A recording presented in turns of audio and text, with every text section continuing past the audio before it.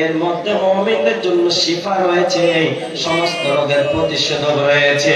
মানুষরা বিপদে মুসিবতে পড়লে কোরআনের কাছে যদি ফিরে আসে, তাদের জন্যই কিন্তু এই কোরআন রহমত হিসাবে কাজ করবে। বলেন না সুবহানাল্লাহ। ওয়ালা ইয়াজিদুদ যালিমিনা ইল্লা খাসারা। আর যারা জালিম হবে, এই সমাজের মধ্যে অত্যাচারী যারা হবে, এই কোরআন তাদের গায়ে চুলকানি ধরায় দেবে। কথা বলেন ঠিক কিনা?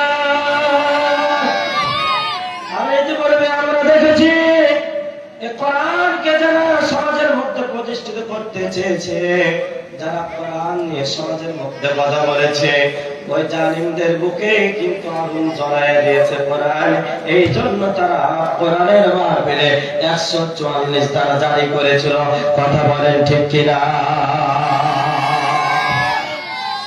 শুধু তাই নয়, আজকেও কিছু কিছু ওই জালিমদের উত্তরসূরিরা রয়ে গেছে জমিনে।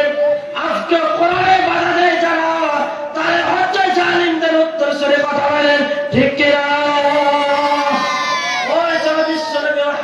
রাসূলুল্লাহ সাল্লাল্লাহু আলাইহি সাল্লামের উপরে যখন কোরআনুল কারীম নাযিল হয়ে গেল, আল্লাহ রাব্বুল আলামিন কোরআনুল কারীম নাযিল হওয়ার প্রায় 3টি বছর পর আল্লাহ রাব্বুল আলামিন বলেন, ফাসদা বিমা তু'মারু ওয়া আ'রিদ আনিল মুশরিকিন।